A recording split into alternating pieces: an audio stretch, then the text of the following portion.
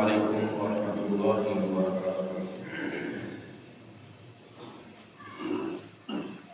الحمدللہ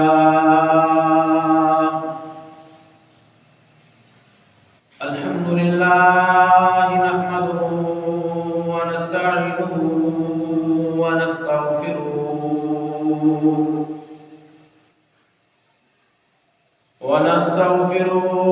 ونؤمن به ونتوكل عليه ونعوذ بالله من شرور أنفسنا ومن سيئات أعمالنا، من يهده الله فلا مضل له ومن يضلل فلا هادي له،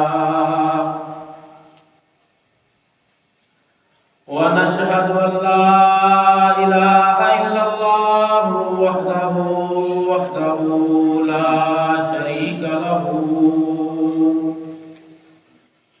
وأشهد أن محمدا عبده ورسوله. اللهم صل على محمد وعلى آل محمد كما صليت على إبراهيم وعلى آل إبراهيم إنك حميد مجيد.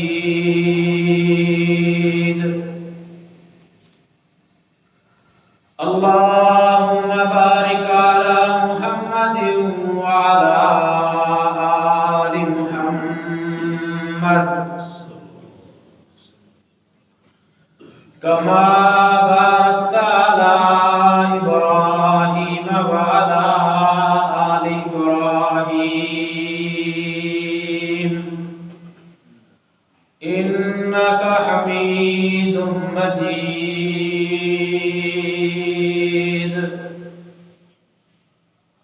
اللهم انفعنا بما علمتنا وعلمنا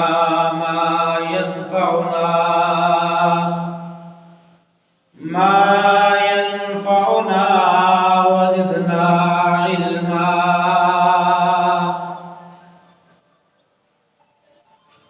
أما بعد، فأعوذ بالله السميع العليم من الشيطان الرجيم.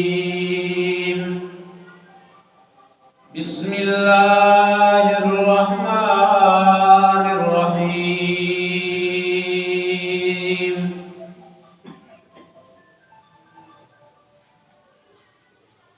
يا أيها الذين آمنوا لا تتخذوا عدوي وعدوكم أولياء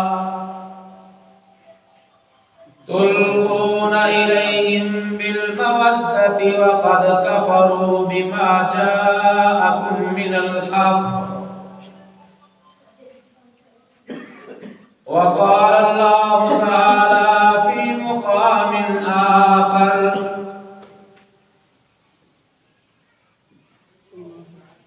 يا أيها الذين آمنوا لا تتخذوا الذين اتخذوا دينكم هزوا ولعبا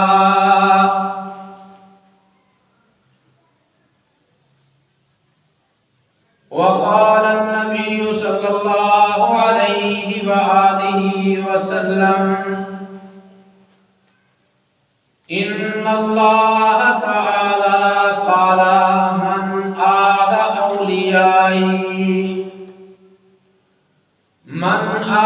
وليا فقد آذنت بالحرب، أو كما قال النبي صلى الله عليه وسلم. یا ایھا الذین آمنوا، اے ایمان والو، لا تتخذوا عدوی وعدوکم اولیاء، تم میرے دشمنوں اور اپنے دشمنوں کو دوست نہ بناؤ. تلقون الیہم بالمودہ، تم ان کی طرف محبت کا پیغام بھیجتے ہو، وقد کفروا بما جاءکم من الحق، اور تحقیق انہوں نے اس حق بات کا کفر کر دیا جو اللہ نے تمہاری طرف مبعوث کیا۔ فرمایا اللہ تعالیٰ نے دوسرے مقام پر، یا ایھا الذین آمنوا، اے ایمان والو، لا تتخذوا الذین اتخذوا دینکم ہزوا ولعبا، کہ جن لوگوں نے تمہارے دین کے ساتھ مذاق کیا، ٹھٹھا کیا، ان کو تم اپنے دوست نہ بناؤ۔ فرمایا رسول اللہ صلی اللہ علیہ وآلہ وسلم نے، من عاد ولیا، جس کسی نے میرے کسی دوست کے ساتھ بغاوت کی، عداوت رکھی، دشمنی رکھی، فقد آذنتہ بالحرب، میری طرف سے اس کے خلاف اعلان جنگ ہے۔ نماز اچھی، روزہ اچھا، حج اچھا، زکوٰۃ اچھی، نماز اچھی، روزہ اچھا، حج اچھا، زکوٰۃ اچھی، اس کے باوجود میں مسلمان ہو نہیں سکتا جب تک نہ کٹ مروں والی بطحا کی حرمت پر، خدا شاہد ہے تب تک کامل ایمان میرا ہو نہیں سکتا۔ حضرت محترم، ہر قسم کی حمد و ثنا اللہ وحدہ لا شریک کی ذات کے ساتھ خاص ہے، جو ساری کائنات کا خالق اور مالک ہے۔ درود و سلام امام الحرمین سید الثقلین، امام الکل فخر الرسل، سید کائنات مجسمہ برکات، امام الاولین والآخرین سید المرسلین حضرت محمد رسول اللہ صلی اللہ علیہ وآلہ وسلم کی ذات اقدس پر۔ حضرات حاضرین، آج کی ہماری ملاقات کا عنوان ہے توہین رسالت کرنے والے افراد کے ساتھ کیا سلوک کیا گیا۔ پچھلے چند سالوں سے دین اسلام اور دین اسلام کے شعار، پیغمبر اسلام اور اصحاب رسول کے متعلقہ ظاہری اور باطنی انداز سے آئے روز کوئی نہ کوئی شوشہ چھوڑ دیا جاتا ہے، اور یہ توہین کا سلسلہ آئے روز ایک نئے انداز کے ساتھ پیش کر کے پوری امت کے مسلمانوں کے دلوں کو ٹھیس پہنچائی جاتی ہے۔ اور اسی سلسلے کی ایک کڑی پچھلے دنوں میں فرانس کے صدر کیمرون نے پیغمبر کائنات صلی اللہ علیہ وآلہ وسلم کی شان اقدس میں گستاخانہ خاکے چھاپ پر ایک مرتبہ پھر مسلمانوں کی دل آزاری کی ہے، اور پھر حسب عادت اور حسب معمول اس پہ ندامت اور شرمندگی کا اظہار نہیں کیا، بلکہ اس کو آزادی رائے کا نام دیا۔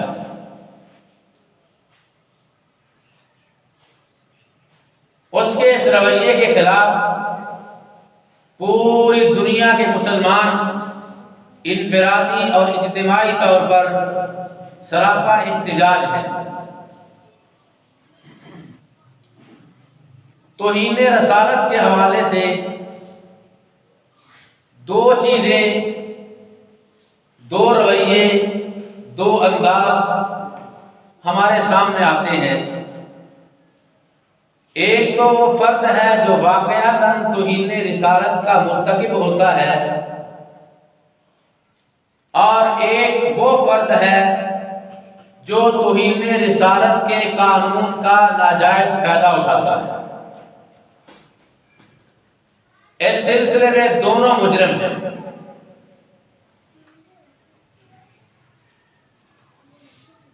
تو یاد رکھیے، توہین رسالت جس کسی نے بھی کی ہے اس کو اللہ احکم الحاکمین نے اس دنیا میں بھی نشانہ عبرت بنایا ہے اور آخرت میں جہنم اس کی سزا اور ٹھکانہ مقرر کر دیا ہے۔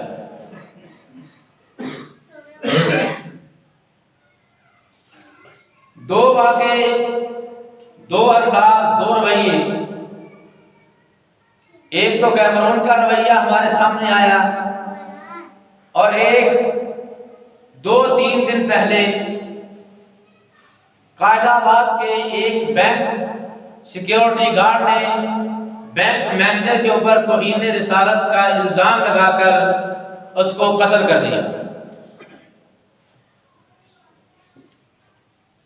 یاد رکھیے، اگر کوئی شخص جان بوجھ کر کسی کے اوپر توہین رسالت تھوپتا ہے اور اپنے آپ کو محب رسول اور عاشق رسول ظاہر کرتا ہے، حقیقت میں وہ خود گستاخ رسول ہے۔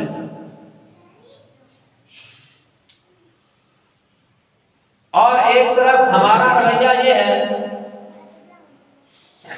ہم ہر کسی کو اپنا ہیرو بنانے میں تلے ہوئے ہیں۔ عزیزان گرامی قدر، توہین رسالت قانون اس کے مطابق مجرم کو جب سزا نہیں دی جاتی، جب سزا نہ دی جائے تو پھر کسی اور کو قانون ہاتھ میں لینے کی اجازت دی جا سکتی ہے۔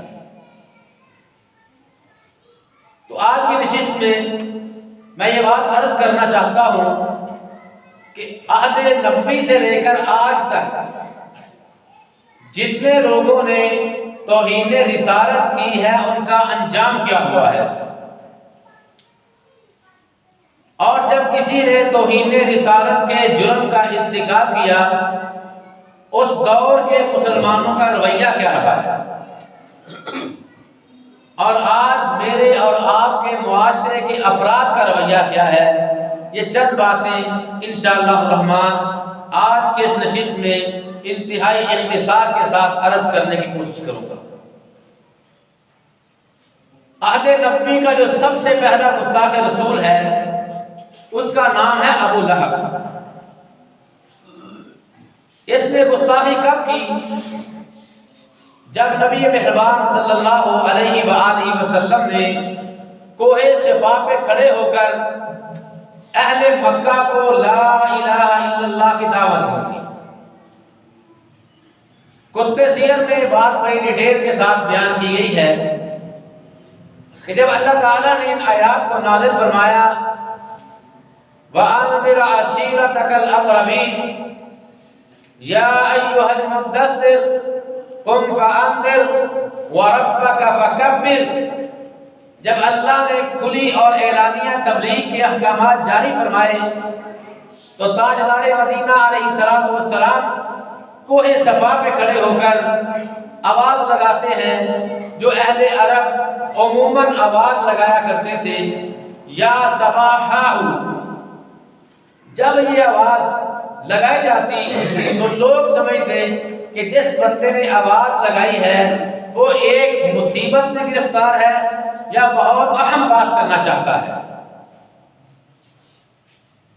جب آقا کریم علیہ السلام نے یہ ندا اور آواز کو بلند کیا، مکے کے افراد جوق در جوق کوہ صفا کے دامن میں جمع ہونا شروع ہو گئی۔ مورخین نے لکھا ہے کہ جو بندہ خود نہیں آ سکا اس نے اپنے غلام کو بھیجا، جاؤ آج محمد نے ہمیں پہلی مرتبہ بلایا، اس کی آواز کو سن کے آؤ۔ افراد دامن صفا میں جمع ہو چکے تھے۔ آقا علیہ السلام نے ان کو ایک سوال کیا کہ میں نے تمہارے اندر زندگی کا ایک عرصہ گزارا ہے کیف وجدتمونی، تم نے مجھے کیسا پایا ہے؟ تو یہ سارے کے سارے بیک زباں ہو کر کہنے لگے ما جربناک الا صدقا و امینا، اے محمد صلی اللہ علیہ وسلم ہم نے ہمیشہ آپ کو سچ بولنے والا اور امانت دار پایا۔ تو نبی علیہ السلام نے لوگوں کے اعتماد کو دیکھتے ہوئے اللہ کا پیغام دیا، قولوا لا الہ الا اللہ۔ یہاں کئی اور بھی سوالات کیے، میں اس ڈیٹیل میں نہیں جانا چاہتا۔ کہا لا الہ الا اللہ کہہ دو تفلحون، کامیاب ہو جاؤ۔ تملک العرب والعجم، عرب و عجم کے مالک بن جاؤ گے۔ جب یہ بات کہی تو ان افراد میں کھڑے لوگوں میں سے ایک آدمی کھڑا ہوا، اس کا نام ہے ابو لہب۔ کھڑا ہو کر کہتا ہے، پیغمبر کائنات کی شان میں گستاخانہ جملے بولتا ہے۔ ابھی مکے میں نبی کا ماننے والا ظاہری طور پر کوئی نہیں ہے، اکیلے تنہا آقا کھڑے ہیں، یہ کہتا ہے تبت لک یا محمد الہذا جماعتنا، اے محمد صلی اللہ علیہ وسلم تیرے ہاتھ ٹوٹ جائیں، استغفر اللہ العیاذ باللہ، الہذا جماعتنا، کیا تم نے ہمیں اس لیے یہاں جمع کیا تھا؟ یہ مقصد تھا، ہمیں بلایا ہے، مقصد یہی تھا جب یہ لات منات عزا حبل اور اپنے معبودوں کو چھوڑ دے اور ایک اللہ کو مان لے؟ ابھی ابو لہب کے جملے مکمل ہونے نہیں پائے، اللہ نے جناب جبریل کو بھیج دیا، جبریل کو بھیجا اور امت محمدیہ کے نام یہ پیغام دیا کہ جب میرے محبوب کا دفاع کرنے والا کوئی نہیں تھا، ہم نے خود اپنے پیغمبر کا دفاع کیا۔ تبت یدا ابی لہب وتب ما اغنی عنہ مالہ وما کسب سیصلی نارا ذات لہب وامرأتہ حمالۃ الحطب۔ کہا ابو لہب تو نے ایک مرتبہ کہا ہے میں رب نے قرآن بنا دیا ہے، تیرے دونوں ہاتھ ٹوٹ جائیں، تیرا خاندان تباہ ہو جائے، تیری بیوی تباہ ہو جائے، ہمیشہ جہنم تیرا ٹھکانہ بنا دیا جائے۔ کیا تو نے میرے محبوب کی شان میں یہ گستاخانہ جملے بولے ہیں؟ اور قیامت تک لوگ قرآن پڑھتے رہیں گے، تبت کے نام پڑھتے رہیں گے، تیرے اوپر لعنتیں پڑتی رہیں گی۔ اور پھر بات جہاں ختم نہیں ہوئی، پھر اگر مورخین کی تاریخی کتابوں کو اٹھا کر دیکھا جائے تو ابو لہب کے خاندان میں کوئی ایک بندہ بھی ایسا نہیں ہے جس کو اللہ نے دین کی ہدایت دی۔ ابو لہب کی نسل تباہ ہو گئی۔ جرم کیا ہے؟ توہین رسالت۔ اللہ نے اپنا کیا ہوا وعدہ پورا کیا، اِنَّا كَفَيْنَاكَ الْمُسْتَهْزِئِينَ، اے میرے محبوب یہ لوگ آپ کا استہزاء اڑاتے ہیں، ہم تیرے استہزاء اڑانا کے خلاف اللہ، اے میرے محبوب ہم تیرے ساتھ ہیں، ہم تجھے کافی ہیں۔ ان کا استہزاء اڑانا تیرے کسی شان میں کبھی نہیں کر سکتا، کیونکہ ہمارا وعدہ ہے وَرَفَعْنَا لَكَ ذِكْرَكَ، ہم نے تیرے ذکر کو بلند کیا۔ بات یہی ختم نہیں ہوئی، پھر ایک وقت آیا ابو لہب زندگی کے آخری ایام گزار رہا ہے۔ مستدرک حاکم میں روایت موجود ہے، اس کے جسم پہ ایک پھنسی نکلی جس کو اہل عرب العدسہ کہا کرتے ہیں۔ عدسہ نامی بیماری کے اندر یہ مبتلا ہو گیا اور یہ پھنسی اتنی بڑی، جسم اتنا بڑا کہ پورے کا پورا جسم پیپ آلودہ ہو گیا اور اسی حالت میں مر گیا۔ جب یہ مرا تو اس کے بیٹے اس کو ہاتھ لگانے کے لیے تیار نہیں تھے۔ اس کی لاش 3 دن تک اس کی چارپائی پر پڑی رہی، حتیٰ کہ اس کی لاش سے اتنی بدبو آنے لگی کہ مکے کی فضا متعفن ہو گئی۔ پھر ابو لہب کے بیٹوں نے 2 حبشیوں کو بلایا، بعض روایات میں 4 حبشیوں کو بلایا، انہوں نے ڈنڈوں کے ساتھ دھکے لگا لگا کر ابو لہب کو ایک ٹوئے میں، ایک گڑے میں پھینک کر اوپر سے مٹی ڈال دی۔ اللہ کا الحاکمین نے نشانہ عبرت بنا دیا اور قیامت تک آنے والے لوگوں کو یہ پیغام دے دیا، جو میرے محبوب کی گستاخی کرے گا اس کو نشانہ عبرت بناؤں گا۔ اور یاد رکھیے، چاند کی طرف کوئی آدمی منہ کر کے تھوکے تو تھوک اس کے اپنے چہرے پر گرتی ہے۔ اگر کیمرون یا اس کی ذریت یا اس کے آباء و اجداد میں سے کوئی محبوب کی گستاخی کرتا ہے تو وہ میرے پیغمبر کی شان میں کوئی نقص نہیں ڈال سکتا۔ اللہ کی قسم، ان کی گستاخیوں سے مسلمانوں کو بڑا فائدہ پہنچا ہے۔ یہ اپنی طرف سے اسلام کو دبانے کے لیے اسلام کا چہرہ مسخ کر کے، پیغمبر کی سیرت کو مسخ کر کے لوگوں کے سامنے پیش کرتے ہیں، اور نتیجے میں اسلام اتنی تیزی سے یورپ میں پھیلنے والا بہت بڑا مذہب بن چکا ہے۔ عزیزان گرامی قدر، تاریخ اسلام کا دوسرا بڑا گستاخ ابو لہب کا بیٹا ہے، جس کا نام لہب ہے۔ بعض روایات میں اس کا نام عتبہ لکھا ہے۔ یہ عتبہ آقا علیہ السلام کی گستاخی کرتا ہے، اور گستاخی کا انداز کیا ہے؟ اس نے میرے محبوب کی بیٹی کو طلاق دے دی۔ جانتے ہو نا، جب بیٹیوں کو طلاق ہوتی ہے تو باپ میں کتنی کوفت ہوتی ہے، باپ کے اس کرم میں مبتلا ہوتا ہے۔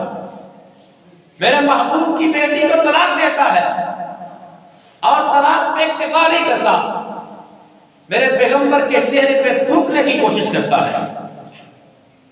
جب اس نے یہ کوشش کی تو اللہ کا الحاکمین نے میرے محبوب کے جسم کو اس کی غلیظ تھوک سے بچایا، اور پھر پیغمبر کائنات کی زبان حرکت میں آئی۔ آقا علیہ السلام نے اپنے ہاتھوں کو آسمان کی طرف بلند کیا اور اللہ سے التجا کرتے ہیں، اللہم سلط علیہ کلبا من کلابک، اے اللہ اس پر اپنے کتوں میں سے کتا مسلط کر دے۔ اسلام کا ابتدائی دور ہے، اللہ کا الحاکمین اپنے پیغمبر کا دفاع جانوروں سے کرانے پر بھی قادر ہے۔ اللہ اپنی برگزیدہ چیزوں کا دفاع پرندوں سے کروانے پر قادر ہے۔ ہر شے پہ قادر قدیر ہے تو، جو چاہے سو کر کے بخا دینا ہے، وچ جنگل دے بچے دے ہیٹ پیروں ٹھنڈے پانی کا چشمہ چلا دینا ہے۔ اللہ اکبر، یہ میرے پیغمبر کی عزت ہے، توقیر ہے۔ ابو لہب کے بیٹے نے یہ جملے بولے، پیغمبر کائنات نے جملے ارشاد فرما دی، اللہم سلط علیہ کلبا من کلابک، اے اللہ اس پر اپنے درندوں میں سے ایک درندہ مسلط کر دے۔ پھر چشم فلک نے دیکھا یہ لہب ایک تجارتی سفر میں جا رہا ہے، راستے میں ایک جگہ پڑاؤ ڈالا گیا تو ابو لہب نے اپنے اس قافلے والوں سے کہا، میرے بیٹے کا خیال رکھنا، مجھے اس قافلے میں محمد کی پشین بھی اور بددعا کا اثر نظر آ رہا ہے۔ پیغمبر کائنات علیہ السلام جملے بولے تھے، یہ لہب قافلے میں گیا، ایک جگہ پڑاؤ ڈالا، لوگوں نے اس کو درمیان میں لٹایا اور اس قافلے کے اندر ایک فرد موجود ہے جو بعد میں مسلمان ہو گئے، وہ بیان کرتے ہیں، اللہ اکبر، فرماتے ہیں میں نے اپنی آنکھوں سے دیکھا کہ ایک بیڑی آیا، اس نے لوگوں کے چہروں کو سونگا، لوگ سوئے ہوئے تھے، سونگتا ہوا یہ لہب تک پہنچا اور لہب کو چیر پھاڑ کر کے رکھ دیا۔ اللہ کا الحاکمین نے اس کو نشانہ عبرت بنا کر انا کفیناک المستہزئین میں کیا ہوا وعدہ پورا کیا کہ میرے محبوب جو تیرا استہزاء کریں گے، جو تیرا مذاق اڑائیں گے، جو تیری توہین کریں گے، میں اللہ کو کافی ہوں۔ حضرت ذی الوقار تاریخ اسلامی کا تیسرا بڑا گستاخ، اس کا نام ہے ابو جہل۔ ابو جہل یہ پیغمبر کی گستاخی کرنے والا، سیدنا ابو ہریرہ رضی اللہ تعالی عنہ بیان فرماتے ہیں، صحیح بخاری کی حدیث ہے کہ ابو جہل ایک مرتبہ اپنے حواریوں میں بیٹھا ہوا ہے، اس نے اپنے حواریوں میں دیکھا کہ اس مجلس کے اندر چند مسلمان بھی بیٹھے ہوئے ہیں، تو فائدہ اٹھاتے ہوئے کہنے لگا کہ جس طرح تمہارے سامنے محمد صلی اللہ علیہ وسلم اپنی ناک کو زمین پر رگڑتے ہیں، اگر میرے سامنے ایسا کیا تو میں اپنے پاؤں سے محمد کی گردن کو دبوچ دوں گا۔ یہ جملے بولے حضرت ابو ہریرہ رضی اللہ تعالی عنہ فرماتے ہیں کہ اسی اصلاح میں نبی علیہ السلام مسجد کعبہ میں تشریف لائے، آ کر سجدہ ریز ہو گئے۔ لوگوں نے کہا ابو جہل تو تو کہتا تھا اگر میرے سامنے محمد اس طرح کرے گا تو اس کی گردن کو اوپر اپنا قدم رکھوں گا، جو موقع ملا ہے۔ ابو جہل اٹھتا ہے اور پیغمبر کائنات کے گرد چکر لگا کے واپس آ جاتا ہے۔ لوگوں نے کہا تو تو کہتا تھا کہ میں دبوچ دوں گا، قدم رکھوں گا، رکھا کیوں نہیں؟ وہ کہنے لگا اللہ کی قسم میں نے اس کے ارد گرد آگ کے شعلوں کو دیکھا ہے، اگر میں آگ محمد کے قریب جاتا تو وہ آگ مجھے اپنی لپیٹ میں لے لیتی۔ اللہ کے الحاکمین نے اپنے پیغمبر کا دفاع کیا ہے۔ اور پھر ایک وقت وہ بھی آیا غزوہ بدر میں، حضرت عبد الرحمن بن عوف فرماتے ہیں کہ میرے ارد گرد دائیں اور بائیں دو بچے، دو نوجوان، ایک کی عمر 15 سال ہے، ایک کی عمر 17 سال ہے۔ یہ دونوں نوجوان میرے دائیں بائیں کھڑے ہیں اور مجھ سے پوچھتے ہیں کہ چچا جان اینا عمر بن ہشام، عمر بن ہشام کہاں ہے؟ ابو جہل کہاں ہے؟ میں نے پوچھا بیٹا تم نے ابو جہل کا کیا کرنا ہے؟ وہ جواب دیتے ہیں کہ مر جائیں گے، یہ مار دیں گے اس ناری کو، مر جائیں گے یا مار دیں گے اس ناری کو، سنا ہے یہ گالیاں دیتا ہے محبوب باری کو۔ کہنے لگے ہم گھر سے یہ وعدہ کر کے آئے ہیں کہ یہ ہمارا قائد شکار ہے، اس کو نہیں چھوڑیں گے، اس کو قتل کرنے کے لیے اگر ہمیں اپنی جان کا قربان نذرانہ بھی دینا پڑا ہم جان قربان کرنے سے بھی گریز نہیں کریں گے، کیونکہ اللہ کا فرمان ہے النبی اولا بالمؤمنین من انفسہم وازواجہم امہاتہم، کہ نبی اہل ایمان کے نزدیک سب سے زیادہ محبوب شخصیت ہوتی ہے۔ پھر غزوہ شروع ہوا۔ عبد الرحمن بن عوف فرماتے ہیں میں نے اشارہ کیا وہ ہے تمہارا شکار، وہ ہے عمر بن ہشام۔ یہ دونوں نوجوان اتنی تیزی سے اس کی طرف لپکے کہ آنن پانن انہوں نے اس کے اوپر حملہ کیا اور اس کو جہنم واصل کر دیا۔ حضرت آقا علیہ السلام کے دشمن کو پیغمبر کے صحابہ نے، پیغمبر کے جانشانوں نے گستاخ رسول کو قتل کر کے امت کے نام یہ پیغام دے دیا ہے کہ جو حقیقی معنوں میں پیغمبر کی گستاخی کرتا ہے اس کو زمین میں رہنے کا کوئی حق حاصل نہیں۔ حضرت ذی وقار تاریخ انسانیت کے مشترکہ گستاخ مشرکین مکہ تھا۔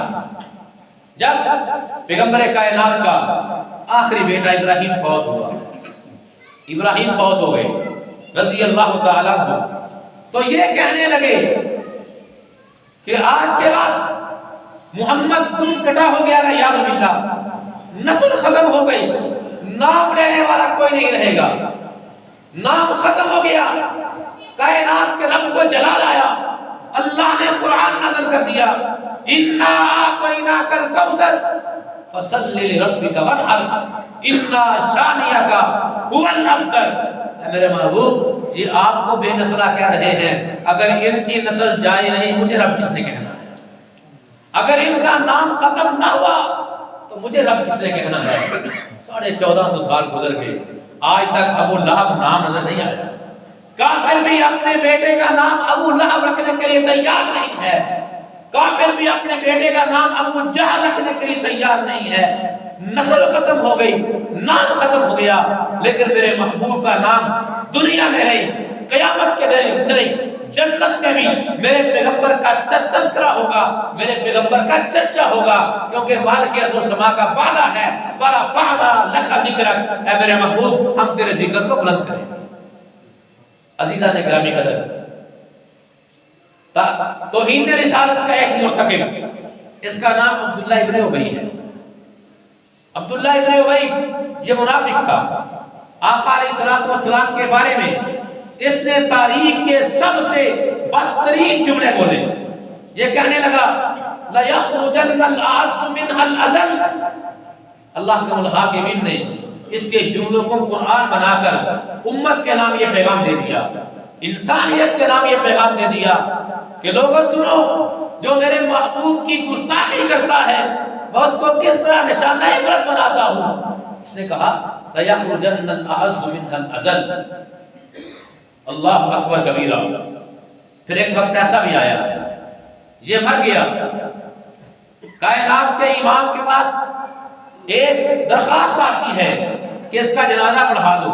آسمان سے آواز آتی ہے استغفر لہم او لا تستغفر لہم ان تستغفر لہم 70 مرہ۔ اے میرے محبوب، آپ اس کے لیے استغفار کریں یا نہ کریں، میں رب اس کو کبھی معاف نہیں کروں۔ اس کے لیے معافی کے دروازے بند ہو چکے ہیں۔ یہ دنیا میں بھی نشانہ عبرت ہے، آخرت میں بھی نشانہ عبرت ہے۔ حضرات جی وقار۔ پھر ایک اور گستاخ ہوا، اس کا نام ہے لبید بن عاصم۔ اس نے پیغمبر کائنات کی شان میں پیغمبر کائنات کی توہین کی اور شعری انداز کے ساتھ پیغمبر کے بارے میں بکواس کی۔ آقا علیہ السلام کو علم ہوا، پیغمبر کائنات نے اپنے صحابہ سے کہا اے میرے صحابہ، لبید بن عاصم نے میرے خلاف بد زبانی کی ہے، کون ہے جو اسی کی زبان میں اس کو جواب دے؟ تو ایک صحابی کھڑے ہوتے ہیں، ان کا نام ہے حضرت حسان بن ثابت، یہ شاعر رسول ہیں۔ پیغمبر کائنات کے سامنے کھڑے ہو کر عرض کرتے ہیں انا یا رسول اللہ، اللہ کے پاک پیغمبر اس کی زبان میں جواب میں دوں گا۔ آقا فرماتے ہیں آؤ حسان۔ حسان کو اپنے منبر میں بٹھایا، فرمایا حسان اس کی بولی میں اس کا جواب دو۔ تو سیدنا حسان فرماتے ہیں وَأَحْسَنُ مِنْكَ لَمْ تَرَ قَطُّ عَيْنِي وَأَحْسَنُ مِنْكَ لَمْ تَرَ قَطُّ عَيْنِي وَأَجْمَلُ مِنْكَ لَمْ تَلِدِ النِّسَاءُ خُلِقْتَ مُبَرَّأً مِنْ كُلِّ عَيْبٍ كَأَنَّكَ قَدْ خُلِقْتَ كَمَا تَشَاءُ۔ اے میرے محبوب، یہ تو آپ کے بارے میں بکواس کرتا ہے، اللہ کی قسم میں نے آپ سے حسین و جمیل چہرہ آج تک دیکھا ہی دیکھوں کیسے؟ اللہ نے آپ جیسا حسین دنیا میں پیدا ہی نہیں کیا۔ اور مجھے تو ایسے لگتا ہے کہ میرے محبوب، اللہ نے آپ کو آپ کی مرضی کے مطابق بنایا ہے۔ جامع ترمذی میں سیدنا جبریل امین کے الفاظ امام ترمذی نے نقل فرمائے ہیں۔ حضرت جبریل امین فرماتے ہیں قلبت مشارق الارض ومغاربها لم اجد مثل محمد، کہ اللہ کی قسم میں نے مشرق و مغرب کو دیکھا ہے، شمال و جنوب کو دیکھا ہے، میں نے پوری زمین کے اوپر حضرت آدم سے لے کر آج تک میں نے محمد جیسا چہرہ نہیں دیکھا، کیونکہ اللہ کا الحاکم نے ایسا بنائے گا۔ حضرات دی وقار، جیسا حملہ ہوا ویسا ہی صحابہ نے جواب دے کر امت کے نام پیغام دیا ہے کہ جس طرح کے گستاخ پیدا ہوں گے اسی طرح کا جواب دینے والا بھی اللہ ضرور پیدا ہوگا۔ جب انسان ختم ہو جاتے ہیں اللہ درندوں سے کام لے لیتا ہے۔ امام ابن حجر رحمت اللہ علیہ